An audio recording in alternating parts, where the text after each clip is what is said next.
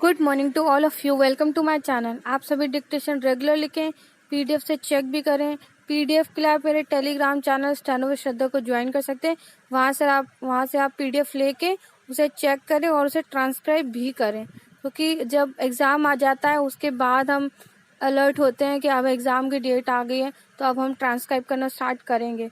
But ऐसा नहीं है, आप अभी से अगर ट्रांसक्राइब करना स्टार्ट करेंगे तो आपको आगे कोई प्रॉब्लम नहीं होगी। प्रेशर हो जाता है ना, एग्ज़ाम आता है तो थोड़ा, इसलिए अभी से आप प्रैक्टिस कीजिए और पीडीएफ से चेक भी करिए और साथ ही साथ ट्रांसक्राइब भी करिए। ट्रांसक्राइब जब आप कर लेंगे, पूरा मैटर ख़त्म हो जाएगा ट्रांसक्राइब करने के बाद। उसके बाद फिर काउंटिंग कीजिए कि कितनी मिस्टेक्स आ रही है। जितनी भी मिस्टेक्स आ रही है उसे रेड कलर से हाईलाइट कीजिए और डे बाय डे उसको इम्प्रूव कीजिए कि आज मेरी 10 मिस्टेक्स आई है तो उसको मुझे कम करना है। डे बाय डे मुझे कम करना है हर एक मिस्टेक्स को, तो इसलिए डेली डिक्टेशन लिखना ज़रूरी है। मैं डेली डिक्टेशन अपलोड करती हूँ। 5 डिक्टेशन जो मैं अपलोड करती हूँ अलग अलग स्पीड में जो होता है, एडिटोरियल डिक्टेशन होता है, तो आपके लिए बहुत बेस्ट रहेगा। स्किल टेस्ट में बहुत काम आएगा, तो आप इसे ज़रूर से ज़रूर लिखें। और अगर आपको वीडियो पसंद आए तो प्लीज़ लाइक और कमेंट करके ज़रूर से ज़रूर बताएं। और भी आपके क्या सजेशन है वो भी मुझे कमेंट करके बताएं। ओके नाउ, और जो भी चैनल पर नया है वो सभी इस चैनल को सब्सक्राइब भी कर दें प्लीज़।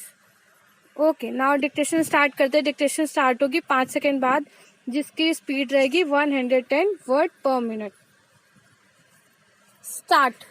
आज के समय में निजता की रक्षा सबसे ज़रूरी है और किसी भी कंपनी या संस्थान को यह रियायत नहीं मिलनी चाहिए कि वह किसी की निजी सूचनाओं का उपयोग करे। निजता नीति पर जारी विवाद के बीच व्हाट्सएप ने दिल्ली हाई कोर्ट में कहा है कि वह अपनी निजता नीति पर रोक लगा चुका है। व्हाट्सएप ने लगे हाथ दिल्ली हाई कोर्ट को यह भी बताया है कि जब तक डाटा संरक्षण विधेयक प्रभाव में नहीं आ जाता तब तक वह उपयोगकर्ताओं यूजर्स को नई निजता नीति अपनाने के लिए बाध्य नहीं करेगा और इस नीति पर अभी रोक लगा दी गई है। एक बड़ी चिंता यह थी कि व्हाट्सएप की निजता नीति को न मानने वाले यूजर्स को कुछ सुविधाओं से वंचित किया जाएगा। ऐसा अक्सर सोशल मीडिया कंपनियां करती हैं। यूजर से ज़्यादा जानकारी जुटाकर उसका व्यावसायिक उपयोग नई बात नहीं है।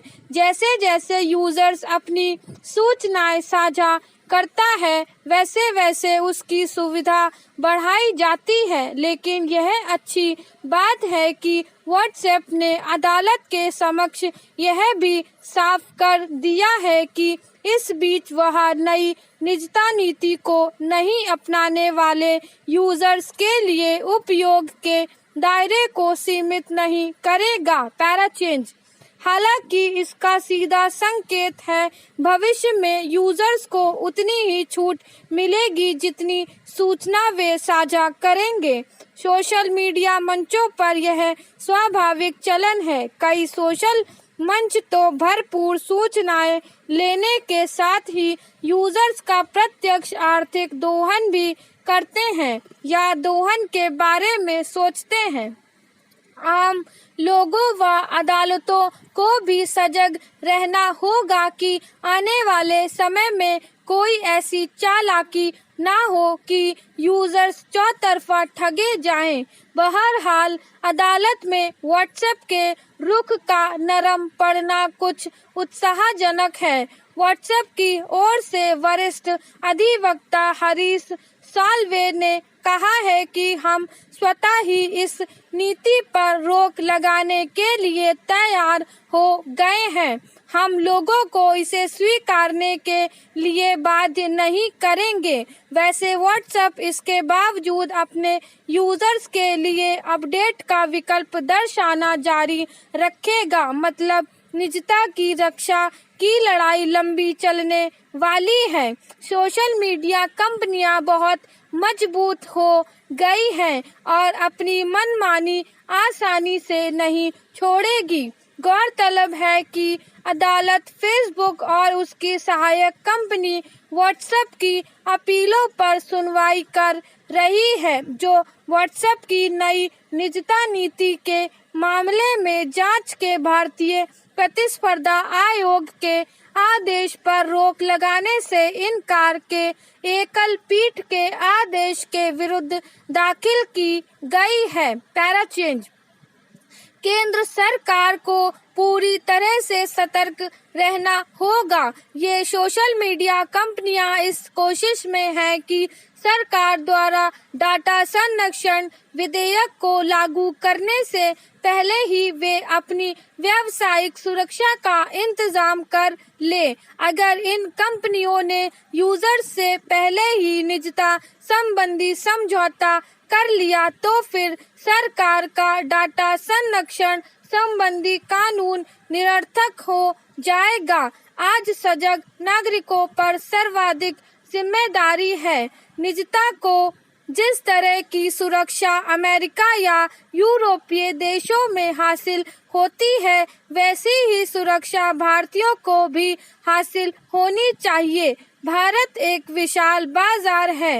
हम अपना डाटा आसानी से या मुफ्त में किसी को हाथ लगने नहीं दे सकते। सरकार को पूरी तेजी के साथ जरूरी कदम उठाने चाहिए ताकि निजता संबंधी विवाद का पटाक्षेप जल्द से जल्द हो। Para change. इस सप्ताह की शुरुआत में प्रधानमंत्री नरेंद्र मोदी ने कबूतरों के बीच बिल्ली को बिठाया जब उन्होंने कुछ ऐसा किया जिसे सामान्य हालात में सामान्य माना जा सकता है। उन्होंने तिब्बती आध्यात्मिक नेता दलाई लामा को उनके 86वें जन्मदिन पर सार्वजनिक रूप से बधाई दी है। अपने ट्विटर संदेश में मोदी ने लिखा, परम पावन दलाई लामा को 86वें जन्मदिन पर बधाई देने के लिए फोन पर बात की। हम उनके लंबे और स्वस्थ जीवन की कामना करते हैं। यह पहली बार था जब प्रधानमंत्री सार्वजनिक रूप से दलाई लामा को उनके जन्मदिन पर बधाई दे रहे थे। इस कदम ने भारत की चीन नीति के बारे में बड़े पैमाने पर सवाल खड़े कर दिए हैं। पैराचिन। नरेंद्र मोदी ने तिब्बत के पूर्व निर्वासित प्रधानमंत्री लोबसंग सांगे को 2014 में अपने शपथ ग्रहण समारोह में आमंत्रित करके शुरुआत की थी और 2017 में दलाई लामा को राष्ट्रपति भवन आमंत्रित किया था, पर डोकलाम संकट के बाद नई दिल्ली ने कदम वापस खींचने में ही समझदारी समझी थी। 2018 में भारतीय प्रधानमंत्री और चीनी राष्ट्रपति के बीच वुहान शिखर सम्मेलन की पूर्व संध्या पर भारत ने स्पष्ट रूप से वर्गीकृत सलाह जारी की थी। भारत सरकार के सभी मंत्रालयों, विभागों के साथ साथ राज्य सरकारों को दलाई लामा के भारत आगमन की 60वीं वर्षगांठ के किसी कार्यक्रम के निमंत्रण को स्वीकार न करने की सलाह दी गई थी, लेकिन तब से गंगा में बहुत पानी बह चुका था। खबरें आ रही हैं कि दलाई लामा के कोविड-19 की स्थिति संभलने के बाद प्रधानमंत्री मोदी से मिलने की उम्मीद है। प्रधानमंत्री की इन इच्छाओं को भारत द्वारा चीनी कम्युनिस्ट पार्टी के शताब्दी समारोह में पर औपचारिक शुभकामनाएं न देने के निर्णय के साथ जोड़ा जाना चाहिए। पैराचेंज। चीन में एक ऐसा शासन है जो सतह पर भले मजबूत दिखे पर बहुत कम सुरक्षित है और इसलिए खुलेआम आक्रामकता इसका पसंदीदा तरीका है।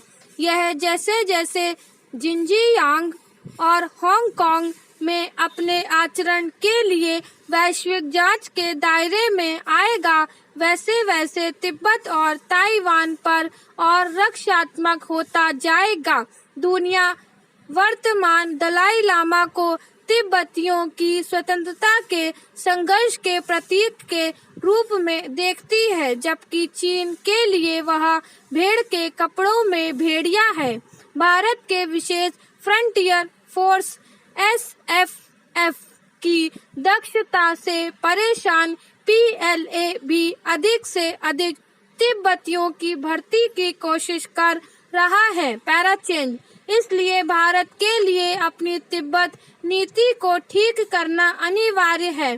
भारत में अपनी वन चाइना नीति पर फिर से विचार करने की मांग बढ़ रही है। वैसे 2010 से ही भारत अपने आधिकारिक बयानों और दस्तावेजों में वन चाइना नीति का उपयोग नहीं कर रहा है, जैसा कि चीन अतीत के समझौतों का पालन करने से इनकार कर रहा है। नई दिल्ली को भी तिब्बत को एक स्वायत्त क्षेत्र के रूप में मान्यता देने के लिए अपनी प्रतिबद्धता के बारे में नए सिरे से सोचना शुरू करना चाहिए।